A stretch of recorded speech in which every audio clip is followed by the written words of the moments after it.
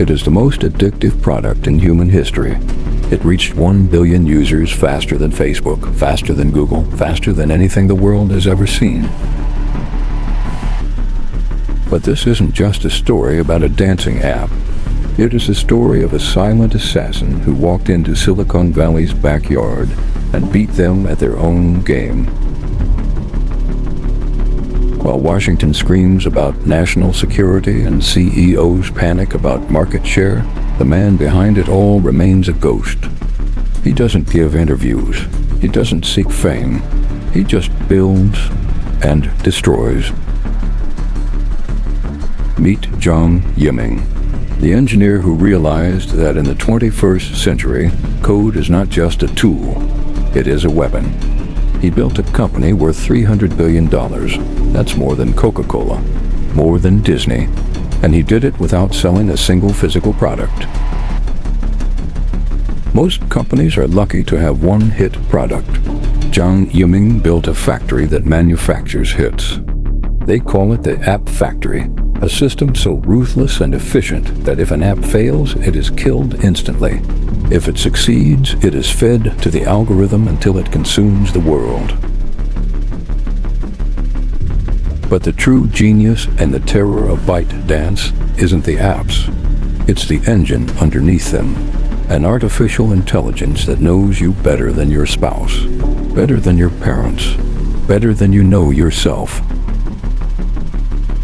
This technology is so powerful that it has sparked a Cold War.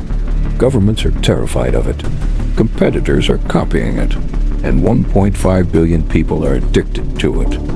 How did a shy software engineer from Fujian outsmart the combined might of Facebook, Google, and the US government? Today, we are opening the black box. We are going to deconstruct the strategy, the psychology, and the code behind the rise of ByteDance. This is not just a business case study. This is the blueprint of the future. Welcome to the insane true story of the company that ate the internet. Let's begin.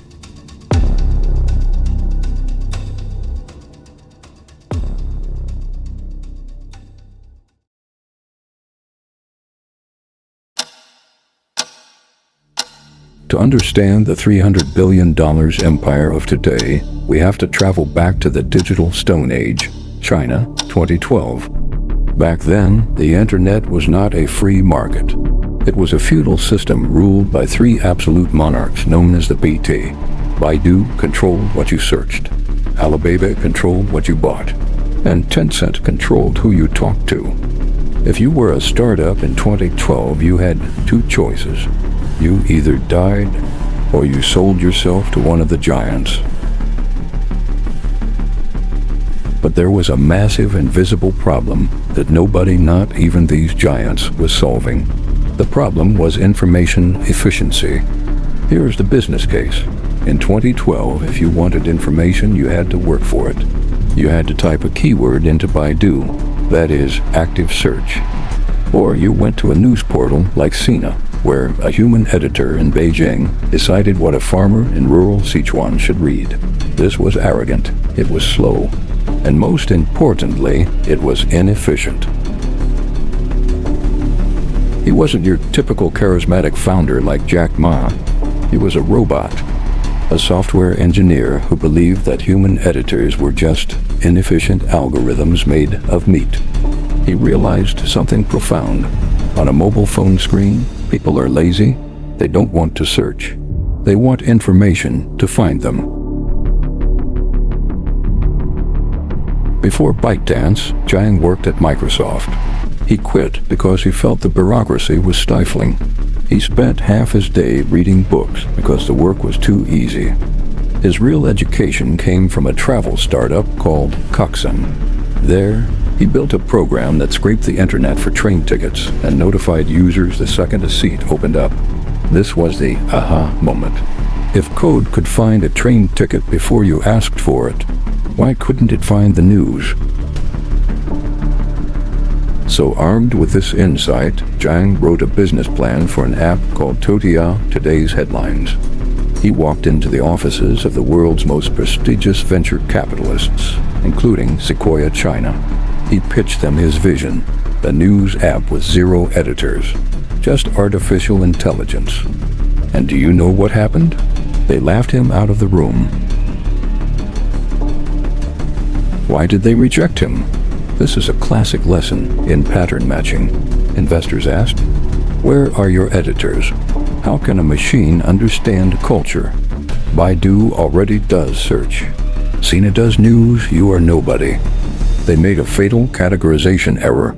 They thought Zhang was building a media company. He was actually building a math company. But there was one firm that didn't care about culture. They cared about math. Susquehanna International Group, SIG. These weren't normal VCS, they were quantitative traders. They used algorithms to bet on the stock market. When they saw Zhang's algorithm, they didn't see a news app, they saw a prediction engine.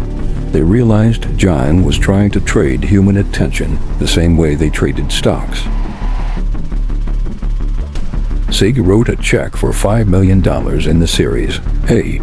It is widely considered one of the greatest venture capital bets in human history. With that money, Zhang launched TikTo in August 2012, and it spread like a virus. Within 90 days, they had 10 million users. Why? Because the app was addictive.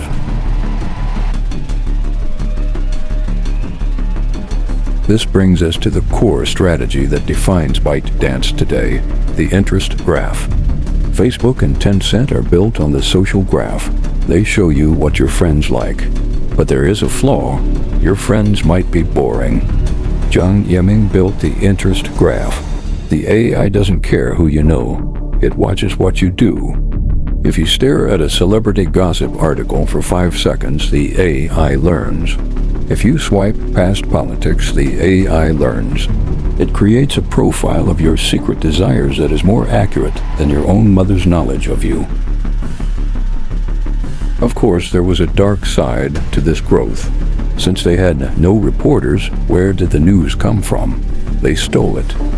Toutiao's crawlers scraped content from every newspaper and portal in China and reformatted it for mobile. Traditional media sued them constantly. They called him a bargain, but Zhang didn't care. He knew that by the time the lawsuits were settled, he would already be too big to fail. By 2014, Sequoia Capital realized their mistake and came crawling back, leading a $100 million Series C round. Zhang had won the battle for text, but he saw a new wave coming. A wave bigger than news, bigger than search. He realized that this same engine, this interest graph that could predict what you wanted to read, could also predict what you wanted to watch. The engine was ready, but to conquer the world, he needed a Trojan horse. In the next chapter, we will see how ByteDance took this Chinese technology and used it to launch the most aggressive corporate takeover in Silicon Valley history. They were about to buy an app called Musical.ly and declare war on Facebook.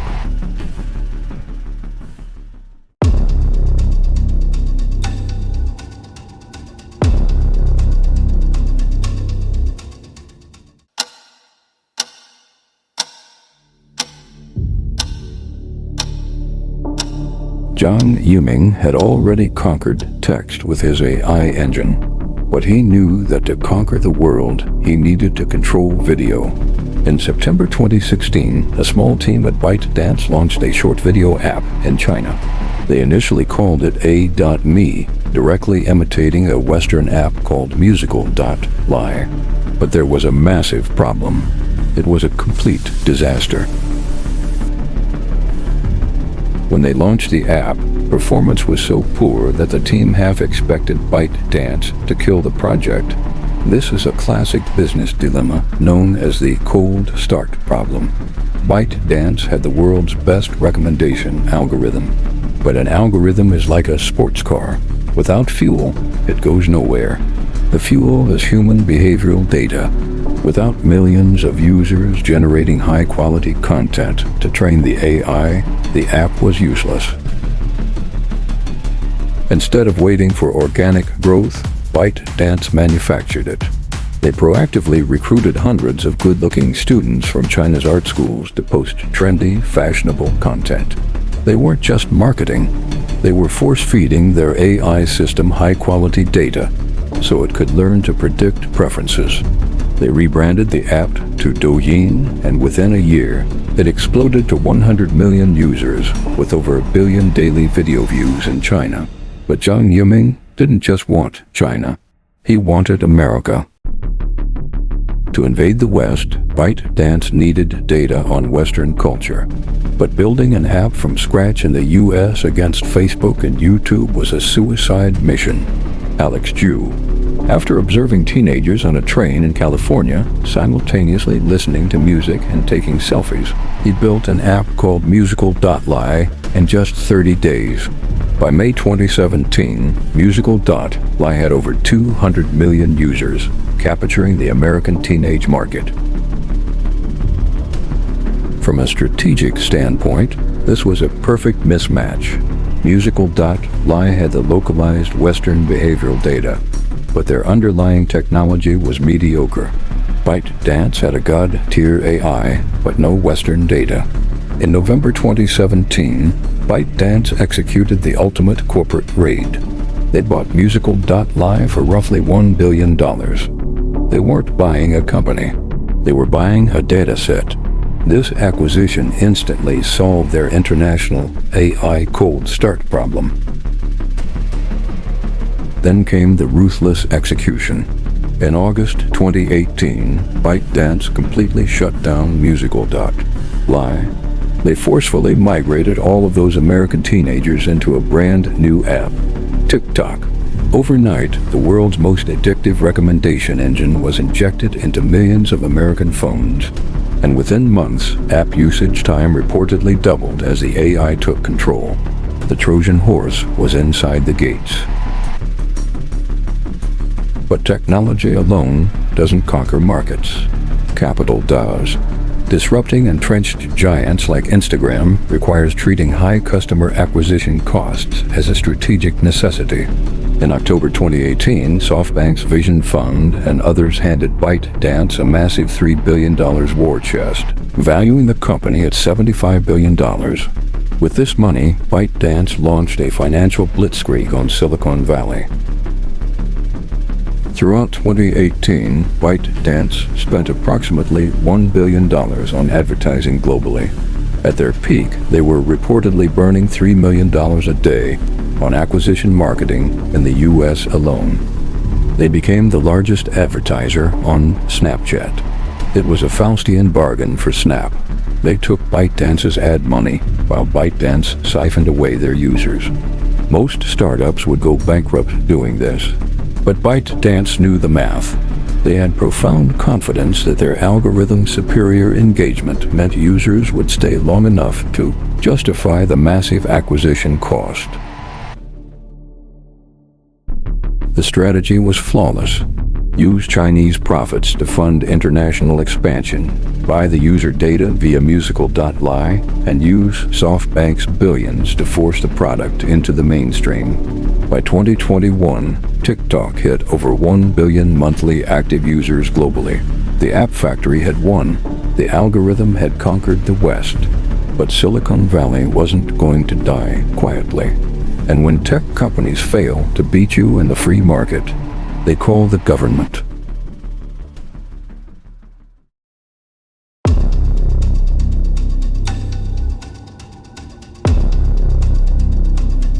Silicon Valley had lost the innovation war. But in America, when you can't beat a competitor in the free market, you don't just give up. You change the rules of the game. As TikTok's usage skyrocketed, passing 1 billion global users, Washington woke up to a terrifying reality. The most powerful cultural engine in America was controlled by a company headquartered in Beijing.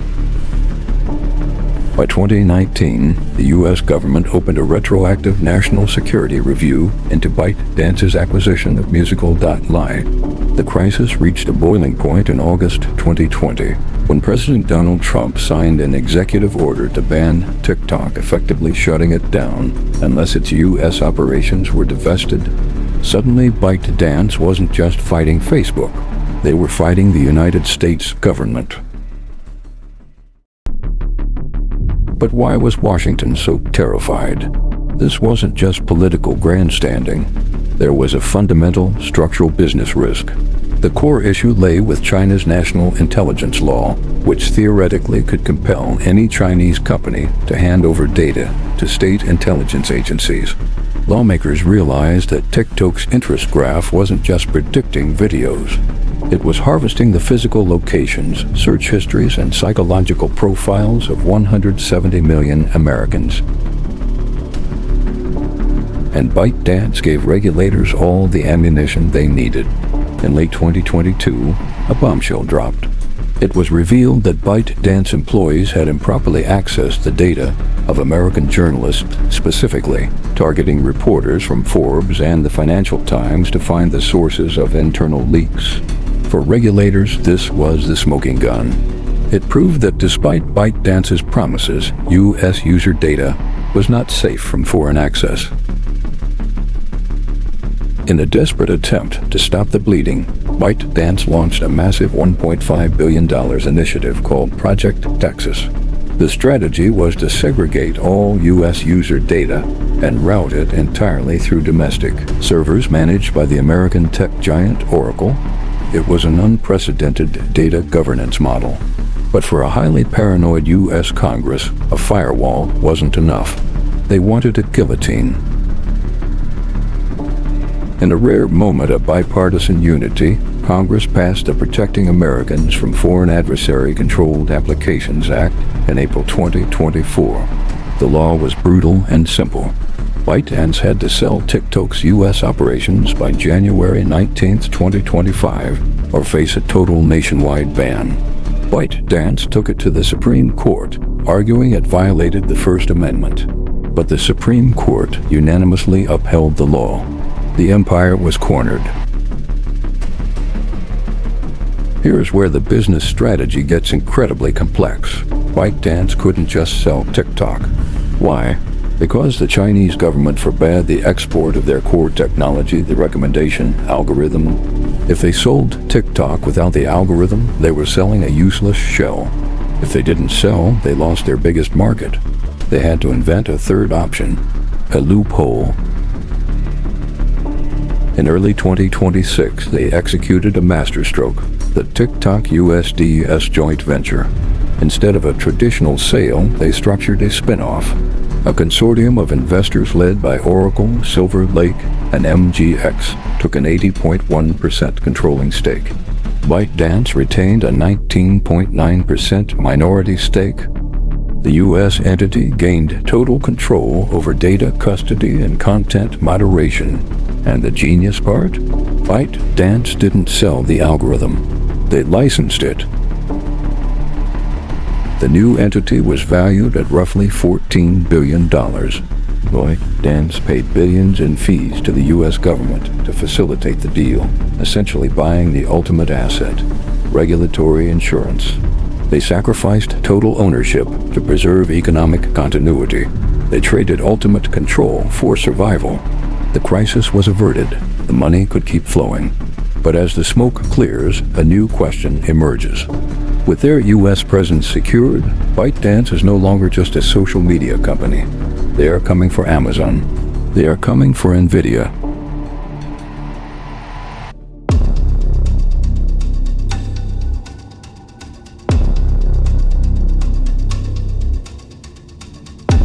By securing the U.S. joint venture, ByteDance didn't just survive, they were unleashed.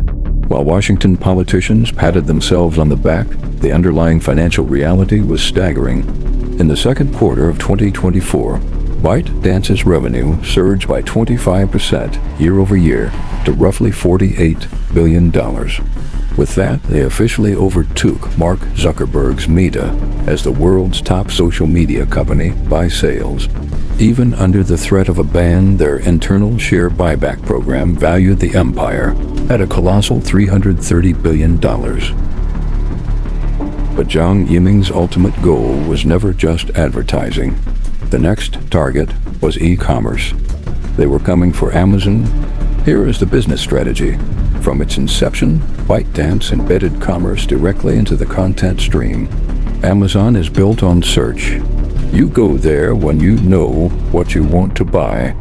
But TikTok Shop is built on discovery. The algorithm figures out what you want before you even know it, lowering the friction between content discovery and an instantaneous transaction. This model is terrifyingly effective. By the end of 2023, TikTok Shop had drawn in 55 million buyers globally. In the US alone, the platform now supports over 7.5 million businesses.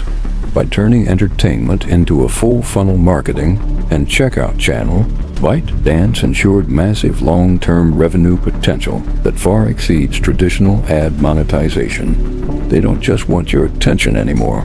They want your wallet. And ByteDance's moat extends far beyond the viewing experience. They also quietly monopolized the creation of content. In 2020, they launched CapCut, a free video editing app. It was designed for beginners but packed with AI features. By March 2023, CapCut was actually downloaded more than the TikTok app itself, amassing over 200 million monthly active users. By controlling the tools creators use to make videos, ByteDance locked in the supply chain of the entire creator economy. But the final piece of the puzzle isn't software, it's hardware. ByteDance has been investing billions of dollars into AI development, heavily buying up advanced NVIDIA chips to power their massive infrastructure. But with tightening U.S. export controls, relying on American chips is a fatal vulnerability. So what does a $330 billion titan do? They build their own.